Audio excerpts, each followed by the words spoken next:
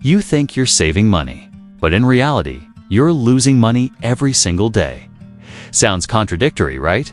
This is exactly what's happening to millions of people who genuinely believe they're doing the right thing with their finances, when in fact they're slowly digging a silent hole in their bank accounts.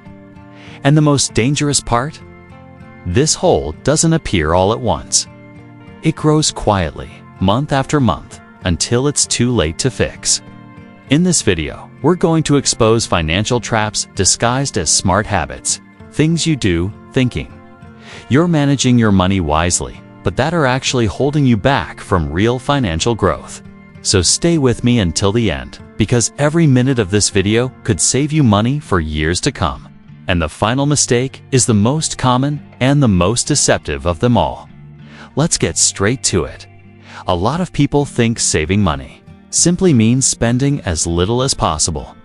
Cut everything non-essential, say no to everything, live as if every cent were gold.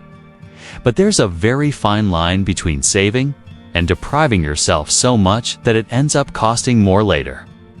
When you always buy the cheapest option without thinking about quality or durability, you fall into the cheap turns expensive trap. That shirt that rips after the third wash. The appliance that breaks in 6 months. The repair that costs nearly the price of a new one. The result? You end up paying 2, 3, even 4 times for something that could have lasted way longer if you had made a smarter choice from the start. That's not saving, that's silent loss. Another classic mistake is avoiding investing because you're afraid of losing money. Yes, investing involves risk, but not investing, is an even bigger risk. When you leave your money sitting in a savings account, or worse, in your checking account, it loses value over time. Inflation eats away at your purchasing power, cent by cent, and you don't even notice. It's like putting ice under the sun and expecting it to last. It feels safe, but it's an illusion. Real security lies in understanding the game, diversifying your investments, and making your money work for you. Because saving without investing is like rowing without moving. You get tired, but you never get anywhere. Let's talk about another habit that looks like saving, but actually drains your time and energy: doing everything yourself, just to avoid paying professionals. You try to fix your own plumbing, edit your own videos, do your own taxes, learn graphic design, all just to save a few bucks. But your time has value. And every hour you spend doing something you're not good at is an hour you could have used generating real results in your area of strength. Even worse, when the final result turns out bad, you have to redo it or pay someone anyway. So you've wasted time and ended up paying twice. Delegating isn't an expense, it's a strategy. People who save poorly stay stuck. People who invest wisely move forward. Now, let's look at a point no one talks about: saving on health. That's right. Ignoring symptoms, postponing checkups, buying the cheapest medicine without consulting a doctor. All of that seems like saving money, but it could cost you a lot more down the line. A headache that gets ignored turns into a hospital stay. A delayed checkup turns into surgery. When it comes to your health, cheap solutions can turn into expensive emergencies. There's no greater investment than taking care of your body and mind.